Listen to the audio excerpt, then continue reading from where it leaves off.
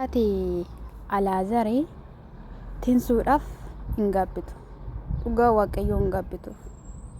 Ani baay'een boo'ee waaqa. Baay'ee na gaddisiiste.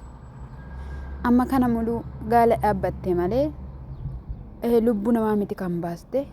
Inni lubbuu namaa baase iyyuu jechuudha seera jala ooleetu waan ta'e taasiseetu jireenya isaa jiraata jechuudha. Jaartiin kun ani dhugaa dubbachuuf taanaan dhala kanaaf maaliif akka kanaatti boolla akka qottee maaliif nagaa dhala kanaatiin taphachaa akka ishiin jirtu ananaaf hin galle jechuudha. Baay'ee tokkoon nama gaddisiisa. Eegaatiin sun akka ishiin garaatti baachaa turte hin beektu jechuudha. Nagaa Waaqayyoo isiniidhaaf baay'eetu nagaa Waaqayyoo isin gaafa dheerata ta'uu hin beeku jechuudha. Ani garuu innaan argu nanna'e jechuudha. Samuna darbe gaawwan ishiin irratti taasiste argitaniitu jirtu. Ani viidiyoo akkanaa kana dhiiseera maaliif jennaan bakka afura keessan faana yeroo waliif hin galle ni jira waan ta'eef jechuudha. Har'a garuu nan ilaale jechuudha. Teesseetu ganaa hordoftootaan singayoon singaddisiise minaamna jettee dhiifama fakkeessuudhaaf gaafatte jechuudha. Afurri ishiin itti goote suni akka guyyaa har'aa raawwatu beekteeti fakkaata dhugaa rabbii. Dhugaa Waaqayyoon ana gaddisiiste. Anis dubartiidhumadha. Dhugaa na gaddisiiste baay'ee tokko. Nama baay'ee jireenya barbaadduudha. Nama baay'ee gaa'ela barbaadduudha. Nama jireenya ishii ho'ifattee jiraachuu barbaaddu turte sun jechuudha. Akkamitti arginetti seenaa ishii jalqabaarraa kaasnee hin beekna. Akkatti ishiin gara miidiyaa dhuftee eenyu akka gara miidiyaatti fidee gara miidiyaatti kan fidee Abiraamii fi Ruuttaadha jechuudha. Har'a immoo nama kana faana gaa'ela dhaabbattee gaa'elatti seentee too ji'a lama hin gahin jaartiin dhuftee gidduu dhaabbattee baxabbaxxee boochiftee ni abdii kutachiiftee waan baay'ee irratti taasistee irratti immoo hojjetattee akka mucaan ishii jaalattu taasistee sana booda akka abbaa manaa jibbitu abbaa manaa akka hariitu taasistee har'a immoo kunoo akka dhangala'u gochisiiste jechuudha. Gaasiniin jedhan baay'ee na gaddisiise bakka akkasumatti jechuun mucaan sunis maaliif akka sodaatu maaliif haadha isaatiin gaa'ela koo keessa maaliif akka ittiin dhaabbatte maaliidha akka jechuun bakka murteeffachuu akka dadhabee ani hin beeku gaafanni baay'ee jireenya koo keessaas hin barbaachisu gaafanni jedheeni gaaftati haadha koo itti dhifama na gaafachuu dhuftee na dhabdu ni jiraata jette. Ilmi dhiiraa jechuudha umuriin isaa ga'ee dargaggoo mira taanaan haadha isaarra gaa'ela isaati kan filachuu qabus. Macaafni qulqulluun dhiirri haadha isaas abbaa isaas hin dhiisaadha. Inni garuu isaaf garuu kun hin galle maaliif jennaan hin dorsisti jaartiin maaliif jennaan hin rukutti taatee yaastiin jaartiin jechuudha.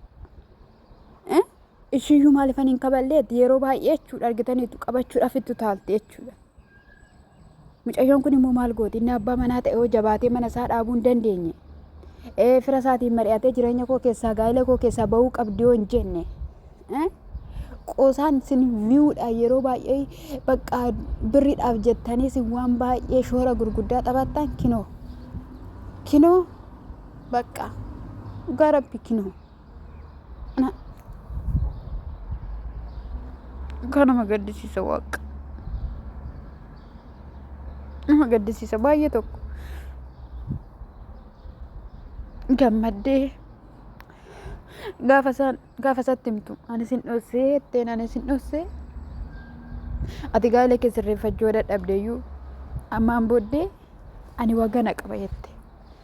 Ani qoomoo qaba kanaa booddee jette gaafa guyyaa garaatti baadheera jettee isatti himtu hordoftoota kiyyaallee dhossee ture booda garuu arguun kee waan hin oolleef jetteen jechuudha. Mee jechuudha dhugaa dubbadhaame jaartiin jireenyi kee keessaan baay'attee kaameeraa dhaabbattee jechuudha. Mucayyoon kun yeroo hanga kanaatti akkana taatu maal isinitti fakkaata dhugaa rabbii. Kun immoo haarirraayi bakka kun immoo dhiphinarraayi jettee tokko gaa'elli koo har'aan akkatti socho'ee boruu gaafa ijoolleen dhuftee boruu gaafa dhalli dhuftee akkaman ta'a jettee jaartiin waan hundumaan iyyuu bakka xireeffattee ani hin beeku ijoollee ishii daa'ima ishii sana eessa akka ishiin geessitee kan hojjetan ani hin beeku jechuudha. Innaa yeroo ilaalan dhugaa dubbachuudhaaf warra amantii qaban hin fakkaatan. Warra amantii qabanis hin fakkaatanii maaltu akka ta'us hin beeku. Anaan garuu garaa kuna nyaatteetti baay'ee tokko. Carraan dubartii kanumadha. Carraan keenya kanumadha. Dhiirri nu jaalatus maalis haa ta'u alagaa ta'uu kee hin dagate. Dhugaan sin jedhe alagaa ta'uu kee hin dagate. Otoo haadha isaarraa haadha manaa isaa firoomfateera ta'e otoo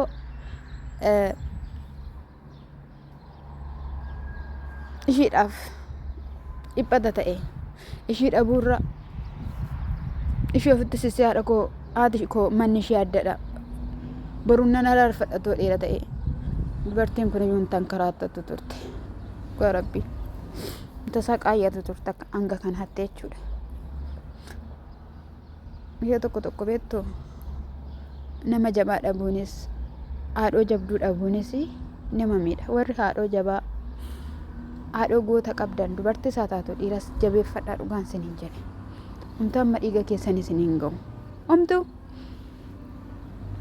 otoo haati kuni haati Alaazar kun haadha tinsuu taatee jiraatteetti ta'e Alaazar yoona qaata tinsuudhaan isa ture.